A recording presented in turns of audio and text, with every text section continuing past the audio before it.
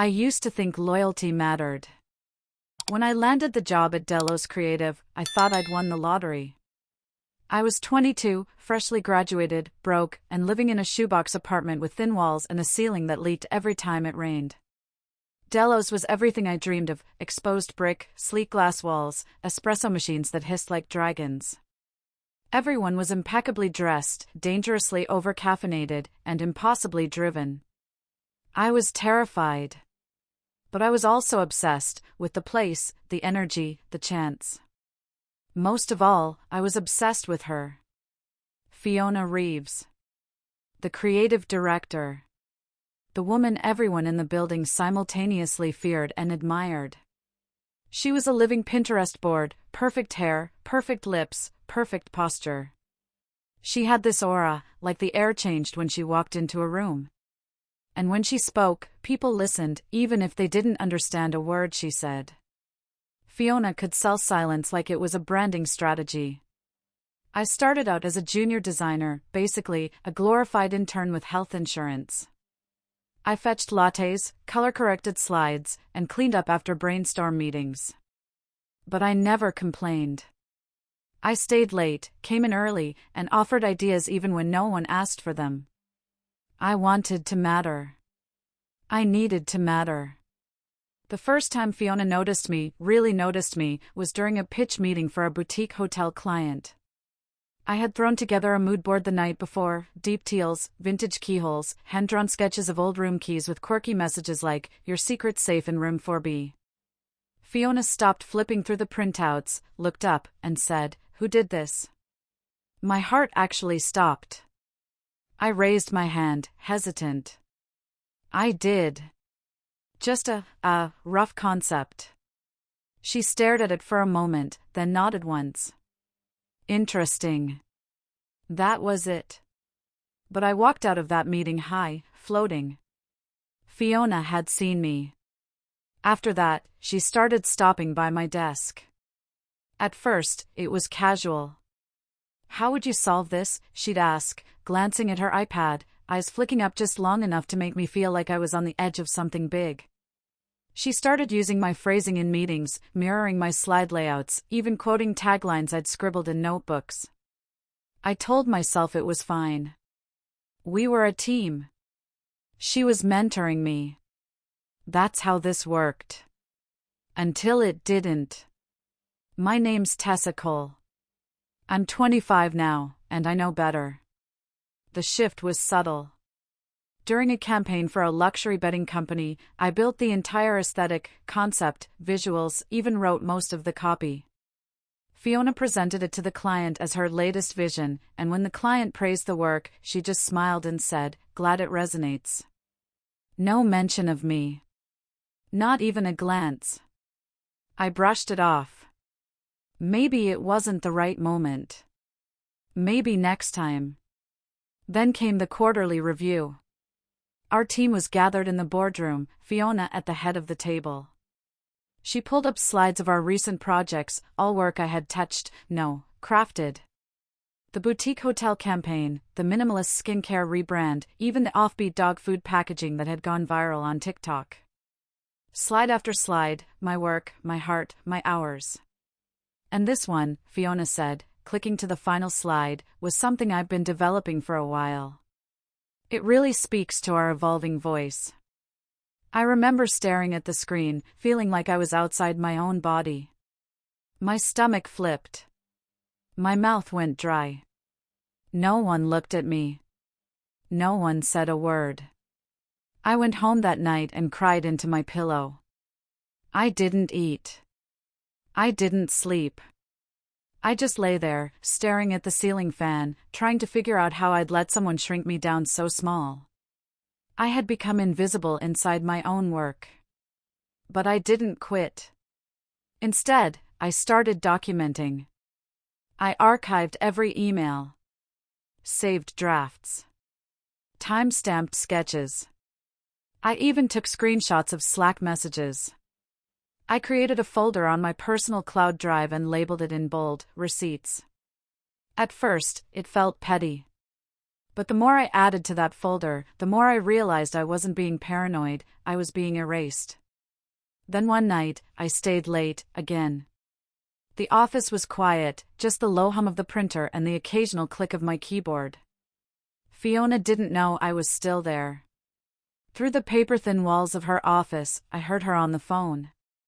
"She's good," Fiona was saying. "But she's getting too confident. Honestly, I'm worried she might start thinking she's irreplaceable." I froze. Every nerve in my body lit up. It was me. She was talking about me. I stared at my screen, my hands trembling. All that time I'd spent hoping she saw me as her protégé, she'd seen me as a threat. That night, something in me snapped. I made a plan. I started freelancing in secret. Small jobs at first, logo tweaks, deck cleanups, but then I got bolder. I started building my own client base. Late nights and early mornings became my norm. I was exhausted, but also electrified. I started to remember who I was before Delos, before Fiona. And then, 3 months later, it happened.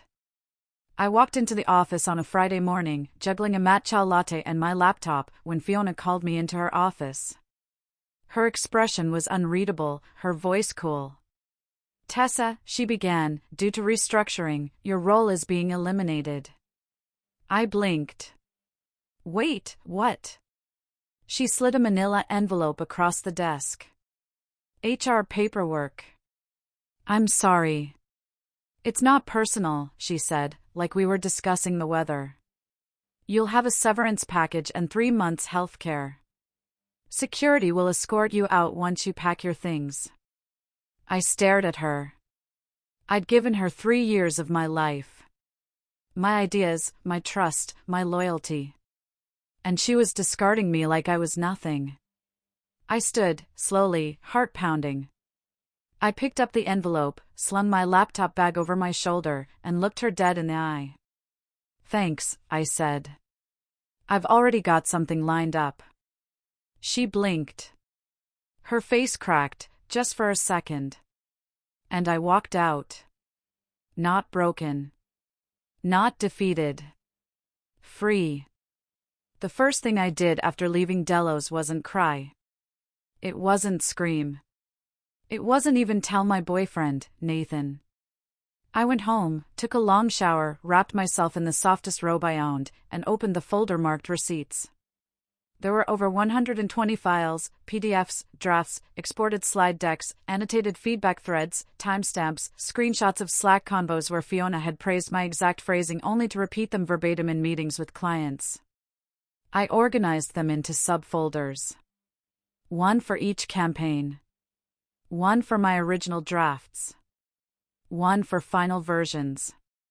One for meetings I'd recorded audio from, just in case.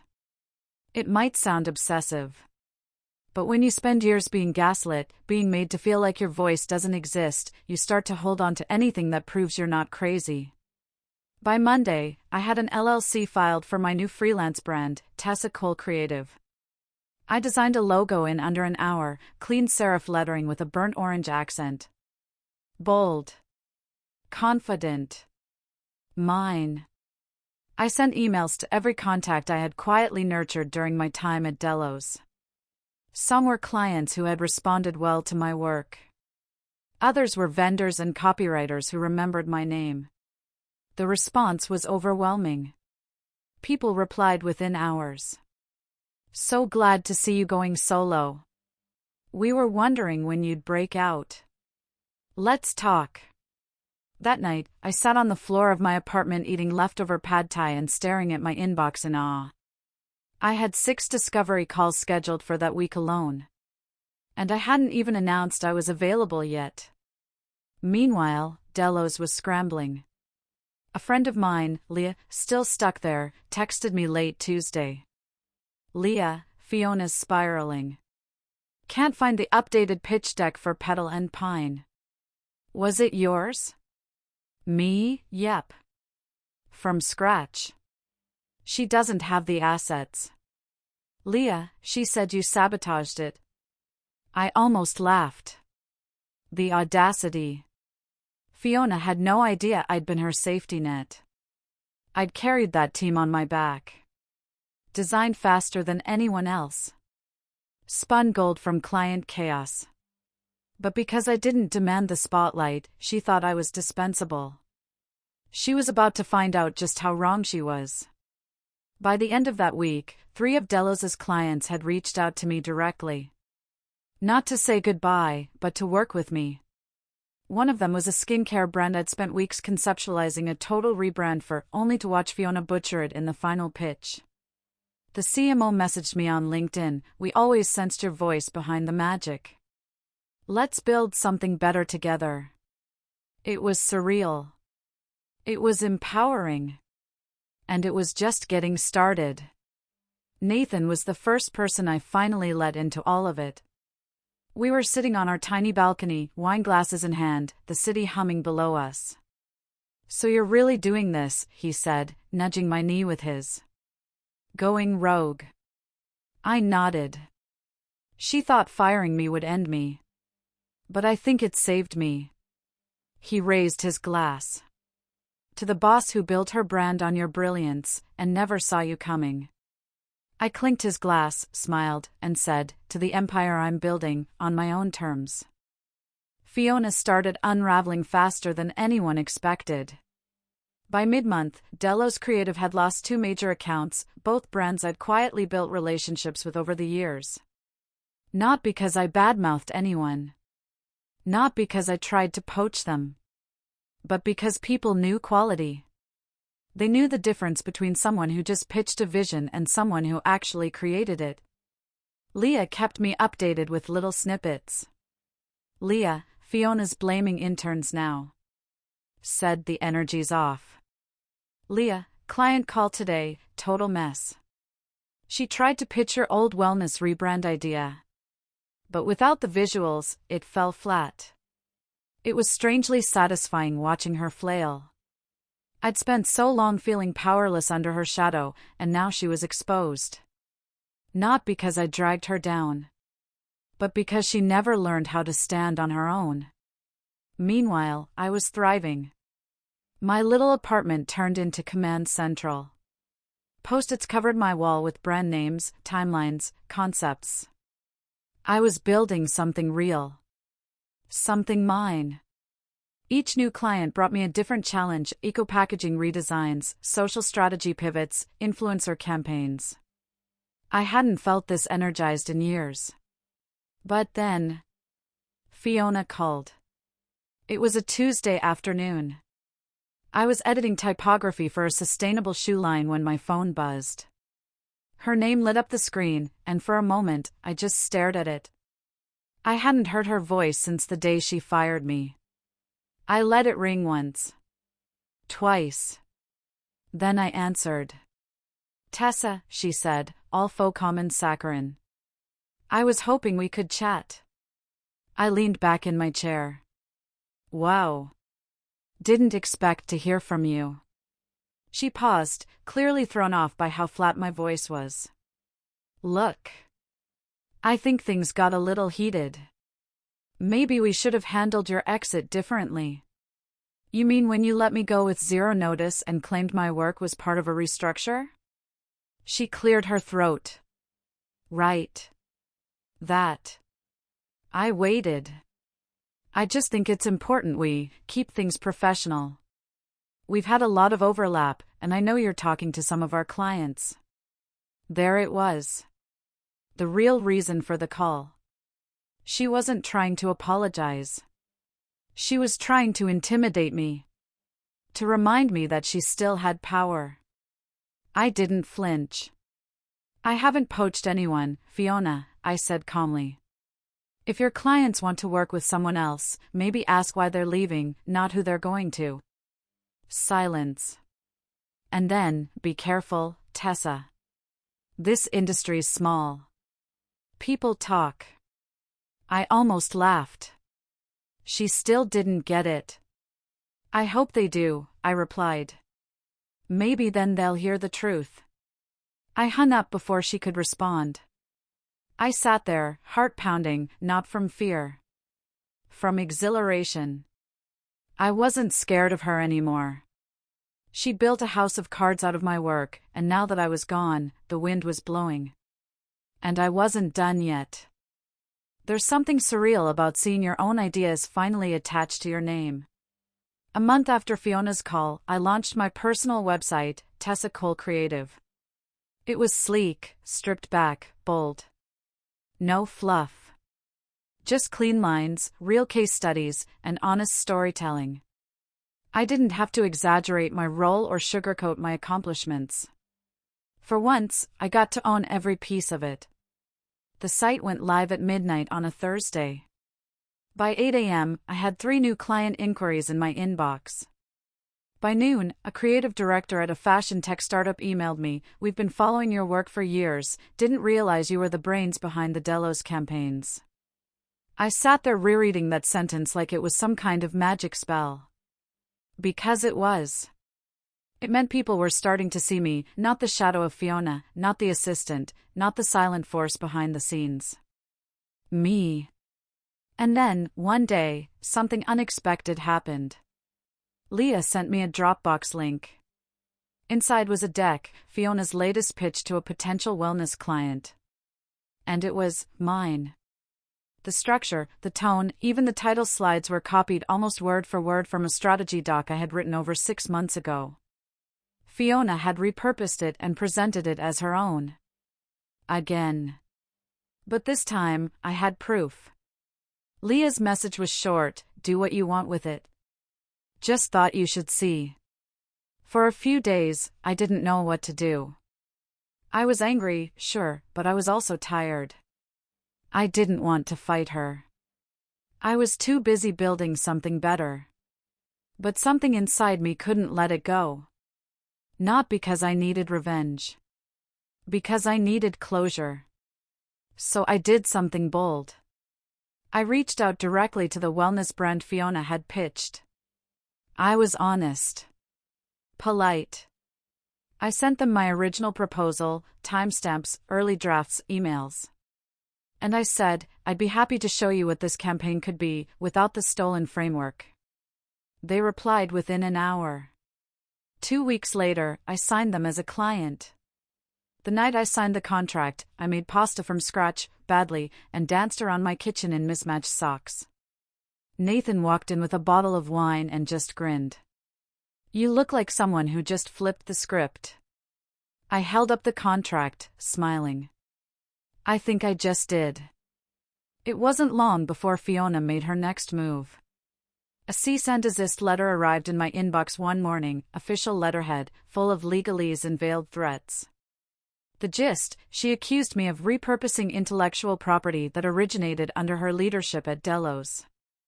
The irony nearly made me choke on my coffee. I read the letter 3 times, slowly, then set it down. Because here's the thing, I hadn't stolen anything. What I'd shared with new clients, what I'd published on my website, those were all things I'd documented, created, and originated. I had timestamps.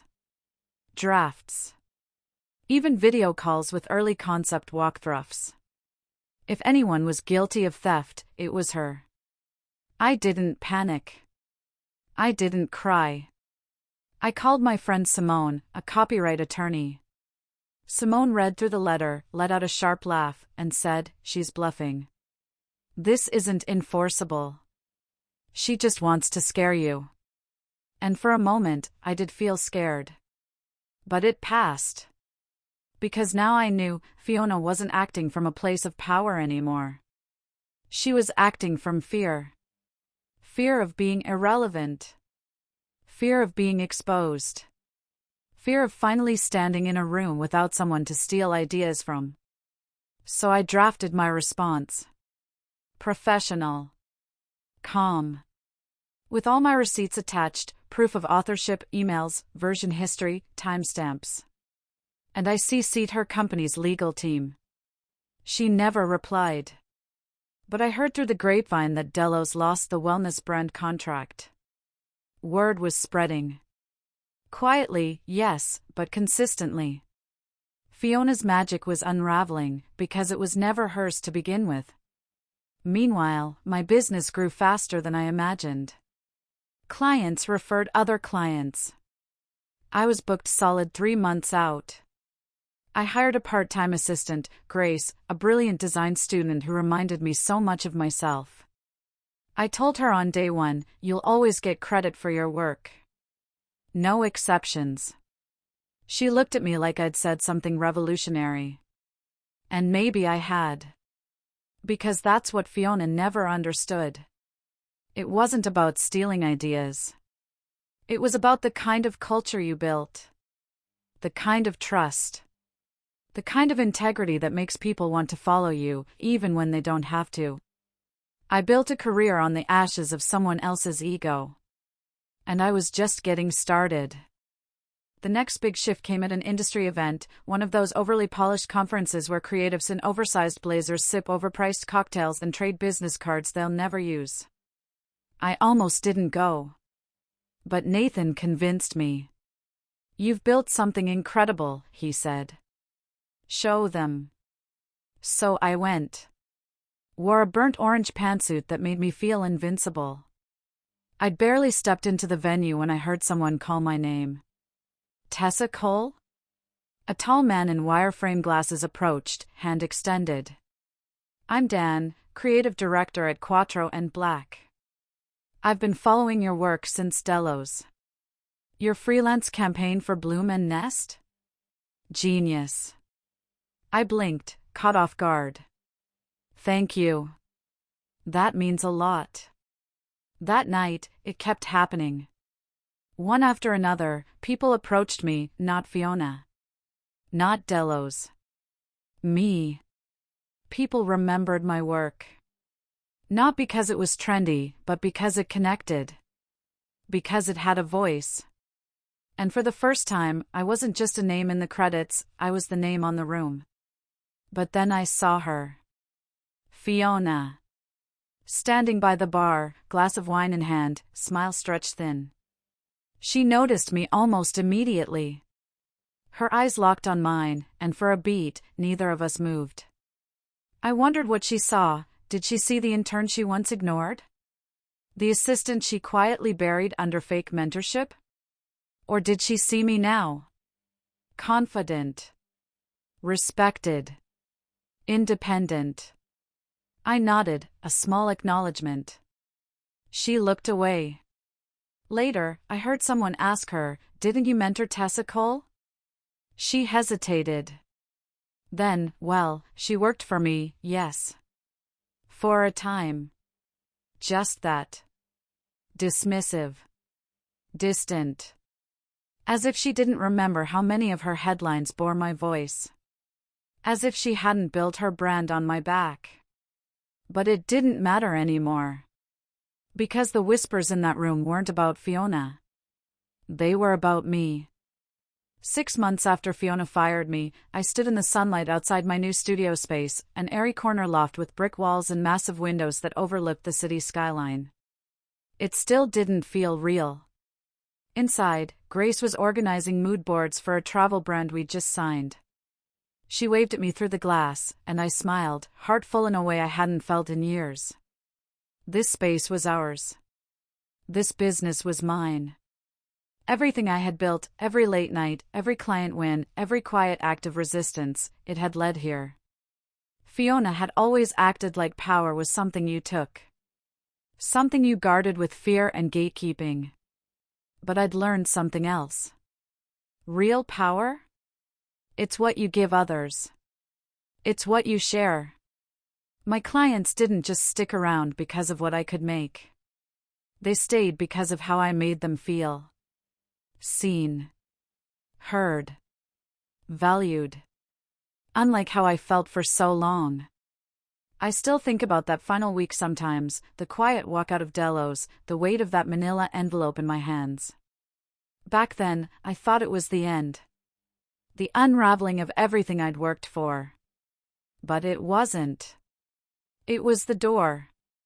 The one Fiona tried to close on me, and the one I kicked wide open. A few weeks ago, I got an email from a junior designer at Delos. She said Fiona had left suddenly after a review with the board. Rumor was, a few of the higher-ups had finally looked closer at her past pitches, noticed patterns, similarities, holes. The empire she'd built on borrowed brilliance finally collapsed. And I didn't lift a finger. I didn't need to. My work spoke for itself. My truth carried farther than any lie ever could.